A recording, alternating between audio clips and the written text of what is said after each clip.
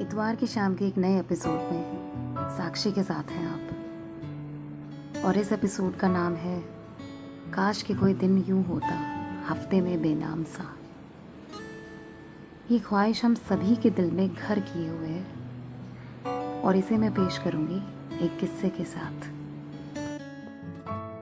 ये किस्सा है मेरे ऑफिस के एक आम से दिन का, जहां मैं बैठी हुई बुदबुदा रही थी कि एक तो ये क्लाइंट मुझे सुकून नहीं लेने देता। एक काम कंप्लीट करो तो दूसरा तैयार, वो भी अपने ही अलग अंदाज में। बस यूं ही रोज़ की ईमेल्स के सिलसिले चलते रहते हैं और दिन चढ़ता और ढलता रहता है। मैं इन्हीं सब कामों में बिजी थी कि एक पर्सनल कॉल के बाद मैं आनन फानन में उठकर बाहर की ओर चल पड़ी। मैं भागते हुए वापस आई और अपना कंप्यूटर ट्रिपी बनाया।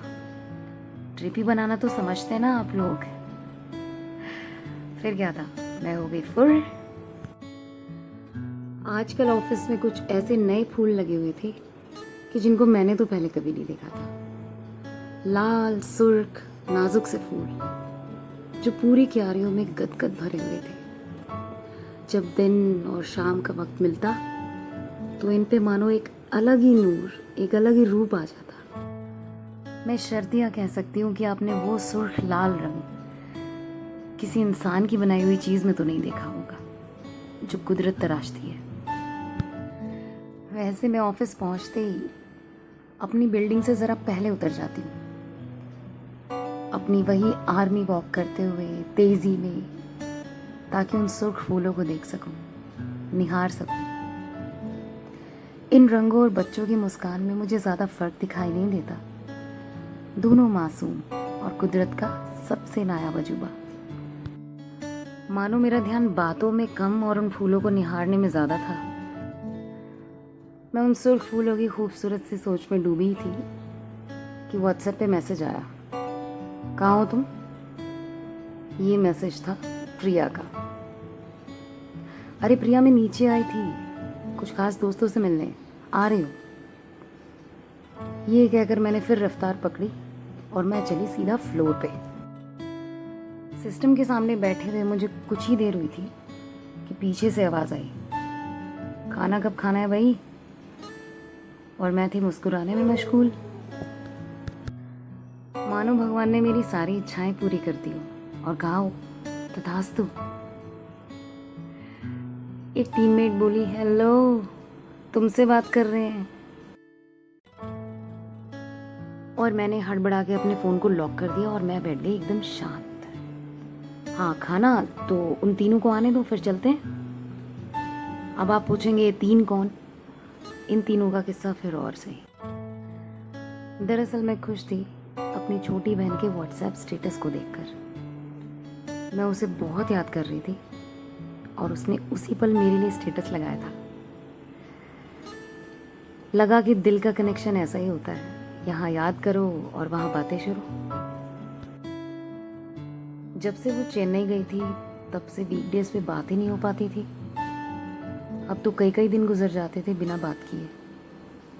उसकी डे शिफ्ट और मेरी इवनिंग, हर दिन का कुछ ना कुछ नाम और उससे जुड़े कुछ ना कुछ काम। यूं ही ख्याल आया कि काश कोई दिन भी होता बेनाम से रिश्ते सा, जिसका ना कोई होता नाम और ना फिर उससे जुड़ता हुआ कोई काम। अपना, सिर्फ अपना, यूं ही कट जाया करता वो दिन। ना कोई स्केड्यूल और ना कोई टारगेट, ना किसी के लिए बाहर जाना, ना किसी को घर पे बुलाने का अपडेट, ना ही घर पे बैठे बैठे इंतज़ार करना कैब का, और ना बाहर जाते हुए ये सोचना कि शुरू हो गया फिर से वो दिन अपना। ना सैलरी डे का इंतज़ार करना महीने के आखिर तक, ना ही मूड ख़राब होकर सीधा स्ट्रेस ईटिंग शुरू कर देना, ना फ्यूचर सेविंग की टेंशन, ना ही आज पे कुछ खर्च करना, ना ही ज़बरदस्ती ज़माने में खुद को फिट करने की जहमत, ना ही उन चार लोगों की बातों का सोचना। वो बेनाम सा दिन सिर्फ मेरा दिन, वो दुनिया की जजमेंट से दूर वाला दिन। ना ब्रेक्स के लिए ज़रा नहीं, पूरा फूकना। ना खाने के लिए बस आधे घंटे और रुकना। ना वो पुराने स्मॉल साइज़ के टॉप को पहनने में झिझकना। ना बिना चप्पल के घूमने पर किसी का कमेंट सुनना। ना हाई एंड मेकअप लगाकर तैयार होना। ना ही सब कुछ मैच तो हो रहा है ना, इस कश्मकश में रहना। ना ही कोई स्किन केयर रूटीन और ना सनस्क्रीन को ऑलमोस्ट आधा ख़त्म कर देना। ना कंधों पर वो रोज़ का पर्स टांगना। ना ही उस वन वे रोड पे रोज़ यू टर्न ढूंढना। ना ही रात को सिर्फ कुछ पल ढूंढ के अक्सर तन्हा खुद के साथ बैठना। सुकून तो लाजमी होता है पैदाइश से, और उसको इधर उधर ना ढूंढना। वो हाथों का सिर्फ एक नाखून टूट जाने पर पूरी लुक ही खराब हो गई यार, ये सोचना। ना सिर्फ 2 वीक ऑफ्स में 2 दर्जन कामों की लिस्ट बना लेना, और फिर पूरा ना हो पाने की गुंजाइश से उसे दूसरे वीकेंड पे पोस्टपोन कर देना। ना कुछ कहना, ना कुछ सुनना, बस यूं ही टेबल पर पैर रख के चाय की चुस्की का मज़ा लेना। खैर, ख्याल तो ख्याल है, कुछ भी बना देता है। गूगल पे कर दिया है मैंने प्रिया, चेक करना। प्रिया ने फ़ोन देखा और वो मेरी तरफ देखकर मुस्कुराई, और हम लोग लग गए काम में, अपने रोज़ के काम में। Emails, request, escalation, client, spreadsheet, reports और ऑफिस के एडजस्टमेंट, और हाँ, नींद के भी। वो अक्सर जितना स्ट्रेस ऑफिस में होता है, नींद कहाँ आती है ठीक से। फ्यूचर, प्रेजेंट, पास्ट, ये सब का तालमेल बिठाते बिठाते नींद ही उड़ जाती है।